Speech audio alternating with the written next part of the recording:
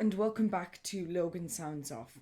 Today on my podcast, I'm going to be reviewing the incredible indie album Waterslide, Diving Board, Ladder to the Sky by Porridge Radio. I didn't know of Porridge Radio until this was sent to me a little while ago now by Gilded ALM.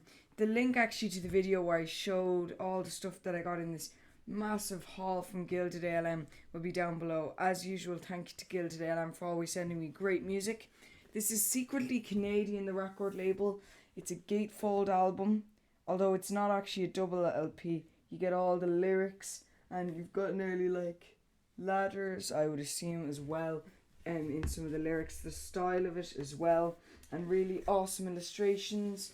Then when you have the actual record sleeve, you've got photos of the band and the area that they were in and just the recording and everything, so I think that's really, really cool. And then on the back you have another illustration as well.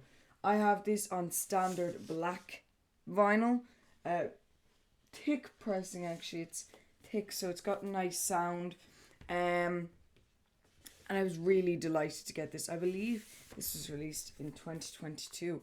I'm going to double check now, but they do actually have a new album out, Porridge Radio. I haven't listened to it yet, but it's something that I can't wait to get listened to.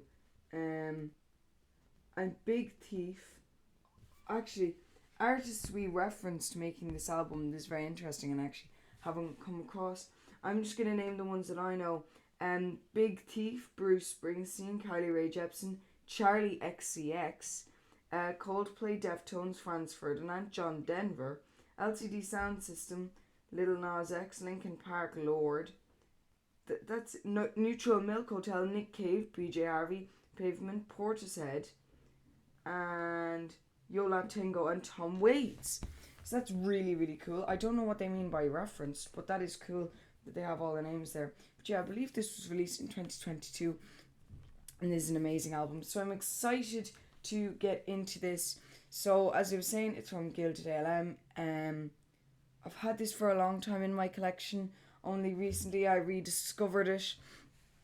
So I'm kind of now getting way back into it. Over the last week I have been. So I'm excited to review it and chat about it a bit more. It's a really, really fantastic album. In as well, the way it's just pressed and everything, and this actual package is really, really beautiful. And just the fonts and everything that they use. I know the side's actually quite thick for a single album, but it's very, very nice. A very, very nice LP. So actually, just moving on to the album art, just quickly, I really love this album art. I know if you're listening on Spotify, check my show notes on my website. Link will be down below to have a look at the album art here, to kind of see it while listening to my thoughts. So check that out at the moment. So you got this really awesome, just kind of simple illustration. I love how tiny the ladder is on the water slide. Now it says a ladder to the sky. This looks like a staircase to the sky. And then you've obviously got or is that a water slide ladder to the sky? I don't really know. But it's cool illustration anyways. And you've got these kind of water slide ladder to the sky and there's actually no diving board here. So tons of different like concept art on this, which is really, really awesome. I really, really like it. I love how deep this album is and that it has a lot of thought to it. So without further ado, we're going to get into the music. But before that, a lot of people who watch my videos aren't subscribed. It's quite heartbreaking. But if you are subscribed, just don't listen to this part. I'll be done in a sec. But if you aren't, please do consider subscribing. If you enjoy my reviews, if you watch my channel, please consider subscribing. It always helps so much to boost my channel. If you like a video, please like it. Always likes go such a long way. They really do. Comments always go such a long way as well, so please make sure that you comment down below. As well as this, if you know somebody who's a fan of Porridge Radio, or if you just know some music fans who might like this as a recommendation, or any of my album reviews if you've watched them before, please share them, because that's how you get the word out, and that's what really helps my podcast. So please do that, and it would really, really support my channel. So that's just the end of my quick little plug. I'm going to move on from that now onto the tracks. starting off with the song Back to the Radio. And this starts off with some kind of guitar feedback, this purposely tinny sound to kind of make it sound coarse nearly. It's really, really cool. And then it moves on to this distorted palm muting, and it progressively gets out of this guitar feedback, which is kind of cool. It gives that cool indie feel of even the photos here that we were looking at. It looks like it was a really fun recording experience and very authentic. And it kind of reminds me of where Big Thief and I know Adrian Lenker as well uses like I think it's analog sound, that they don't use digital recording, and it gives that kind of vibe. I'm not sure if they use no digital recording on this, but I know Adrian Lenker doesn't use any digital recording, or she didn't for her last record, Bright Future. And then you got these really kind of this loud bass that when it comes in, it's quite prominent. It shocks you a bit. It adds to the song. It adds to this build up, and because the song does build up, it adds to the progression of the track, which is really, really important. And it adds this whole new vibe to it. It makes it sound more intense than it is. And then you got these really simplistic drums that just are the backbone of everything. Keep this steady beat, obviously, but are really fun. Just kind of there to help move the song along. Is the kind of only constant thing. And then you got these amazing vocals, which are sometimes double tracked as well. You've got amazing vocals throughout this whole album. And then regarding like the vocals, the amount of raw emotion that's in this is incredible and really, really cool. And then you got this great synth in it as well, which really just ties it all together. So Back to the Radio is this super fun but kind of eerie introduction to the album. And then you got Trying, which is much more of this relaxed, laid back song. You're starting to get into the flow of the album. I know for me personally, because I didn't know Porridge Radio, I was this was at the point where I was going, I'm starting to figure out their sound.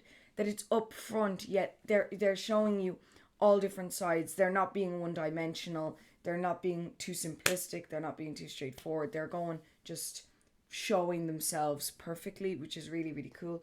And I love that about this album. It's Trying as this cool organ. Organ's actually used a lot throughout this album, and it's really awesome. The organ sound on it as well. Quite warm, and it adds a very cozy touch to the record. It adds a whole new, not dimension exactly, but frame to the whole album. You can see a lot more with the organ. And I don't know what it is. Maybe I like the organ, or maybe it actually is a really important sound to the album. I don't know, but that is a really, really lovely part of the song. I love the organ in this. Some nice toms as well.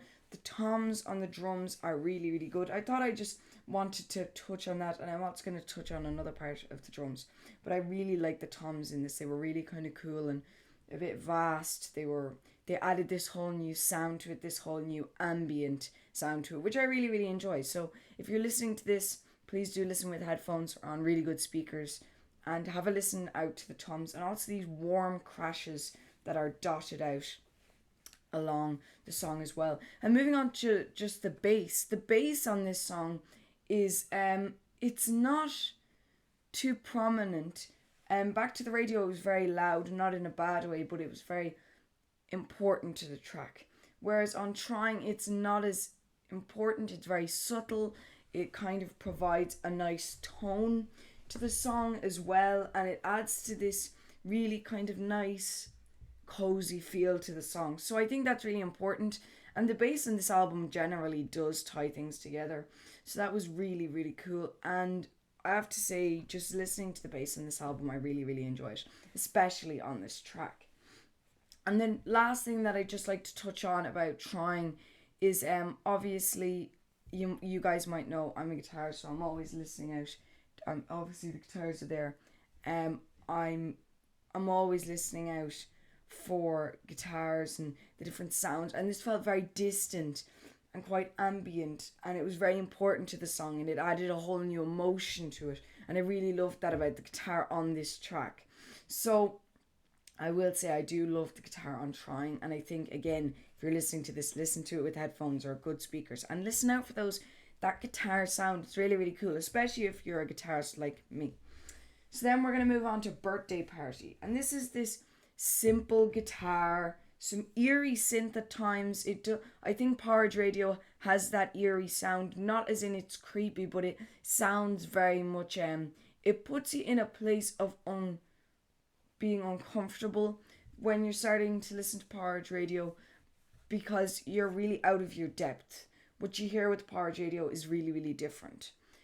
And then after that kind of uncomfortable feeling, you start to really understand it, and you start to get comfortable with the music. You start to immerse yourself in it, and that's what's really important about it.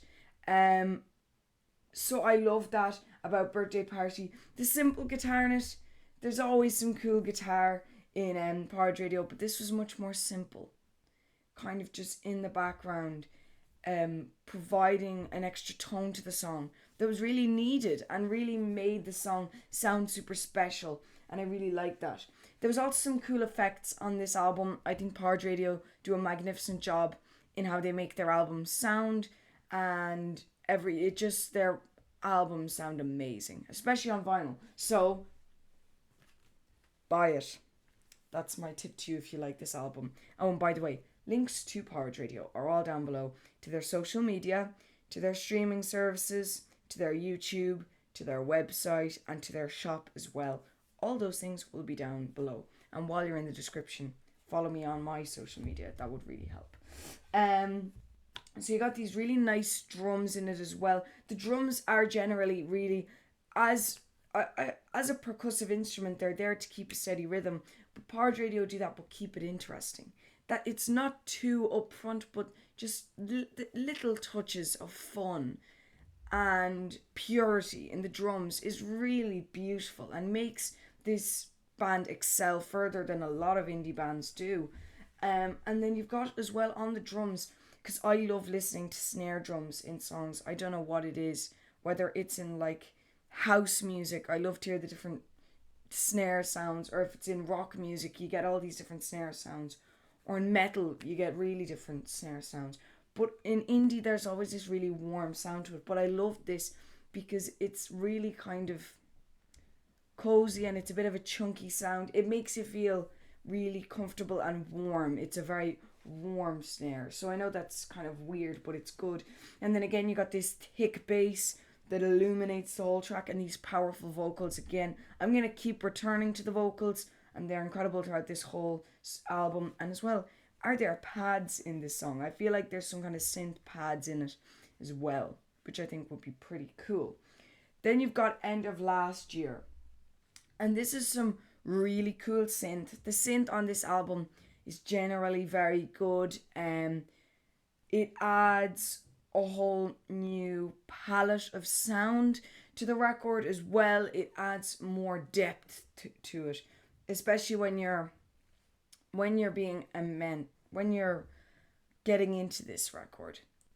You're really looking for different sounds, whether that be nice synth or thick bass or a warm snare. All those different things work together really, really well.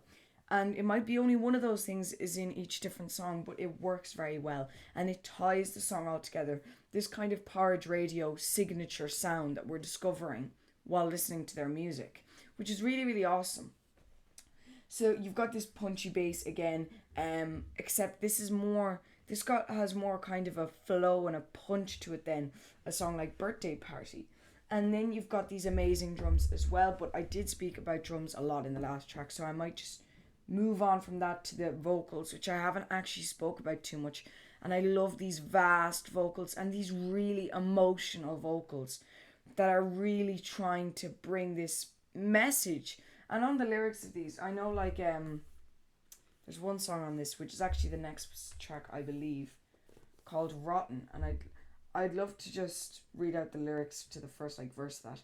This year the taste of apples changed and I did a bad thing. This year the taste of apples changed and I say what I need now. So just these it's provocative. It's really sad yet beautiful, and it captures something how pure this is. I actually don't know about much of the lyrical content on this album and what a lot of it means. But there is something that comes across that it feels very melancholic. And I think music is beautiful when it can capture something like that. And I think that's very important. And the vast vocals on this are really double tracked as well, which I love. I love double tracked vocals. They add this really fun sound. And when you got these ticks, like this thick bass, warm snare, simple guitar, really cool synth, and then these double tracked vocals, it ties it all together. It's the epitome of indie. It's amazing. And then you got this kind of cool guitar sound in it as well. So end of last year, actually, this cool guitar sound, I'm not really sure if there's a guitar in there. It blends into the synth a lot. So I'm not really sure, but listen out to it and tell me, do you hear the guitar or am I just going mad? So I'd love to hear what you guys think about whether there's guitar in it or not. Again, comments down below. They're open on Spotify and YouTube. Get started on them. Okay, so Rotten then, you've got this simple guitar again. These lovely melodies, and Porridge Radio usually do ace their melodies. They make really great sounding melodies throughout all of their work on this record. Now I can't say in general, I don't know much Porridge Radio apart from this record, not because I'm ignorant, but because I only discovered them recently by rediscovering this record. I actually forgot about it, and then recently I just discovered it and listened to it and I was stunned. And then you got this loud bass again, really amazing, and this great percussion, like we've mentioned. The drums never fail on a Porridge Radio track, and great vocals again. But these subtle synth, which actually Rotten, a lot of the stuff that's in Rotten is in a lot of the other tracks, and I've spoke about a lot of the instruments. But with the synth, I've been mentioning how warm it is and how powerful and important it is to a track, and how it just ties it all together. On this particular track, Rotten, that's not what the synth does. The synth is more in the background, and I think that's a nice change up. It makes Rotten a much more powerful track because of this change in sound. It hits you a lot harder. And I think that's really, really important. And I think that's really, really beautiful how just taking some synth to the background can change up. And I think that's kind of important because at this stage, Porridge Radio, where we were mentioning on Trying that we were getting used to the album, we kind of were getting used to this specific sound until Rotten, where Rotten changed it up a bit and introduced a new dimension of the music to us, which I think is really, really important. And it's just another zone that we can explore of Porridge Radio. I know this album isn't Porridge Radio's only work and it doesn't describe them fully, but it gives you a good idea of them, of a band and how they work and their sound and what they're looking for. And when you've got those different dimensions being introduced via just having one thing in front or one thing in back, changing up the layout of a song, it's really, really important. Like, I know Rotten, I believe it's actually, yeah, it's one of the more, because this song is actually quite dynamic in its song length. It might be 4 minutes or 2 minutes. This one's actually 3. It's just this kind of nice, calm indie track that you can return to. And as I mentioned earlier, it's quite provocative. It's melancholic and yet interesting at the same time. So I think that's very, very important. So with the lyricism though, it's much more looking inside yourself, which is very, very important. So I'm going to move on from Rotten now because it is an important track to the album. But I think the next song, You Can Be Happy If You Want To, is really, really cool. And we mentioned earlier about the magnificent organ, and it's much more prominent now on this track. It's returned and it's introduced something that we've already seen again, but it sounds more fresh. It sounds more beautiful with the cool organ on this track, as well as this lovely melody. The melody on this track is amazing. I really, really enjoy it. And again, we've returned to this simple percussion and great guitar. So we actually have been missing some guitar over the last little while, but it's returned. We have some guitar now again. So it was very, very much welcomed, that guitar coming back. So now that is, I believe, I'm going to just double check. Yeah, that's the end of side A. So overall, this really introduces the album quite well. It gets you started and set into the album very quickly, and it expresses so many different sides of Porridge Radio, which are really, really important. And I think that's super, super cool and super, super fun as well. So I was just really delighted to see this side, because it takes a little while to get into. This isn't the type of music I'd normally be into.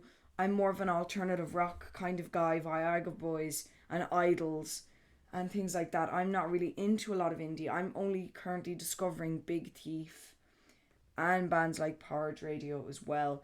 So thanks to Gilded ALM for sending me this so that I can get into this kind of genre, because it's very, very important. I know actually this year on my Spotify Wrapped, Elliott Smith was my top track, Between the Bars. So I think I played that 27 times over the year.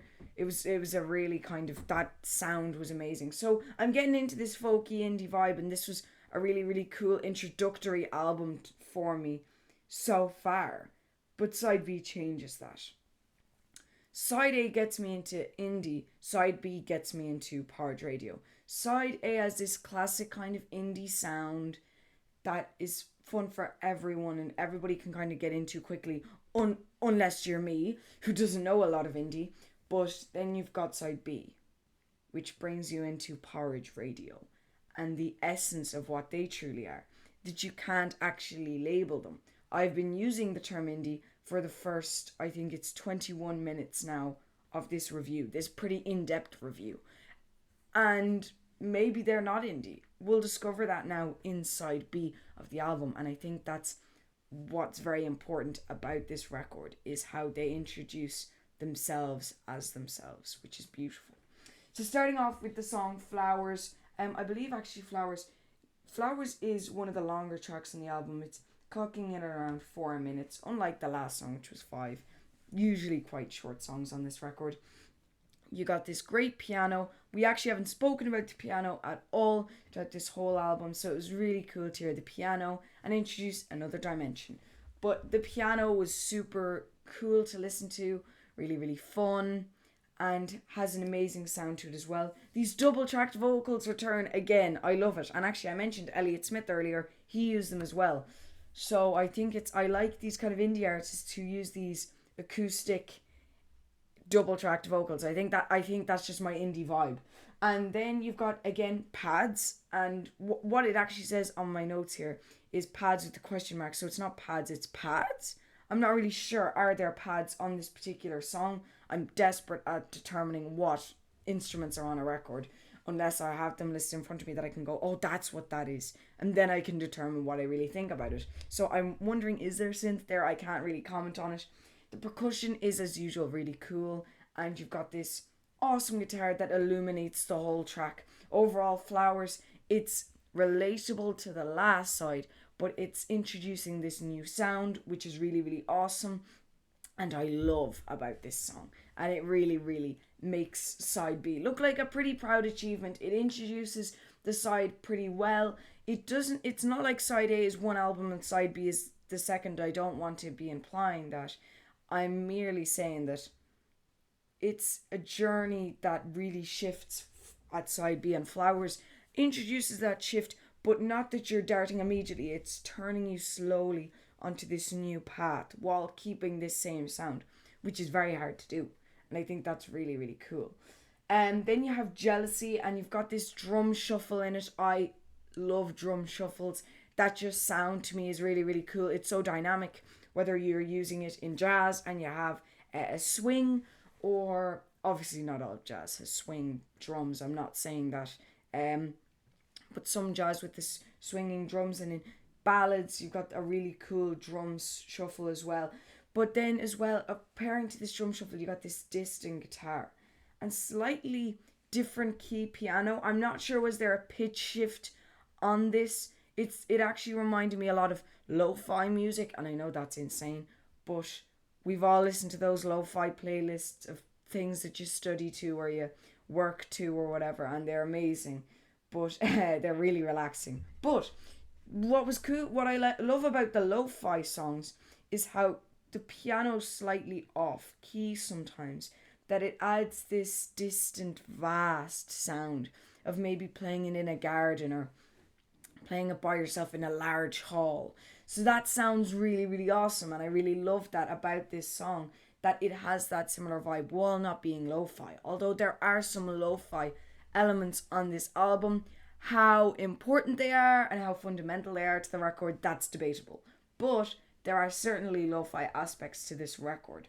So I think that's awesome. Maybe listen out to that if you are a fellow lo-fi listener like I am and love those playlists. Let me know, do you kind of agree with that sound being apparent in Jealousy and that it has that sound to it?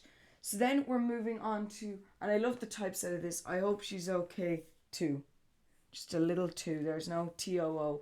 It's just, I thought, I love those kind of little touches on these things. I know you can be happy if you want to. You is like the letter U. But moving on to I Hope She's Okay Too. This is some cool organ. There's some stick slaps in there. And I love when people utilize drumsticks as an instrument. They're really, really awesome. Not just for the start of your kind of typical rock song. Not generalizing, but typical rock song of 1, 2, 3, 4. And then it gets into it and you never hear it again. I love this stick slaps that are in this, and just adding that little touch to it. I know actually I have some really cool pencils here that are drumsticks. These are Jazz FM, and these were sent to me by Alan Hush, one of my followers on social media, and he was very kind to send me that, along with April in Paris and Saturday Night Fever. And April in Paris is by Count Basie, and there will be a link to that review below. So yeah, an amazing man is Alan Hush. So thank you so much, Mr. H, for sending me those two. So just to say, I love that drumstick sound on this song. So big shout out to Mr. H. As well as this, you got this great guitar sound as well. The guitar sound that they have on this album, whether it be kind of bright or it be distant or it be warm, it's so dynamic and it expresses all different feels of what Porridge Radio are. And in indie in general, you have kind of warm indie and more bright indie and pure kind of sound that it's very acoustic. And Porridge Radio kind of experiment with all these different sound on the one particular song and on the one record, which is really cool. And then you have Splintered, and you've got the organ being reintroduced once again, the amazing organ. So that's really cool to see as well. And then you got this bright guitar. We were speaking about the guitar there, so I'm just going to move on to the kind of this deep bass, this vast bass sound that's really, really awesome and introduces a whole new sound to the song. I love it. And then these loud cymbals, and you don't usually have these loud crashing cymbals on the album. So I thought that was really cool that you had this intensity that was introduced and that is kind of lost sometimes on some tracks, but still has a really, really awesome sound to it. And then you have The Rip, another track which has this cool synth, these nice hammer-ons for the synth, and cool guitar, and these fast drums and these ambient vocals that just are perfect. The vocals on this song are amazing. And these fast drums that again add a new sound of intensity following on from Splintered that we're getting. This all calms down though on Waterslide, Diving Board, Ladder to the Sky. And this is quite melancholic. It's quite sad actually. And you got these really sad synth. It's eerie at times, but not too eerie that it's creepy. But it does definitely change pace. And then you got this acoustic guitar touch, which is amazing. And these multiple vocals that make it sound really, really amazing. And it's actually only 3 minutes, but it's this amazing closer that just finishes off this record perfectly. So, overall thoughts. I've spoken about this album for a long time because I think there's a lot to delve into. Porridge Radio really do get quite conceptual on this record and experiment a lot, which I think is very, very important.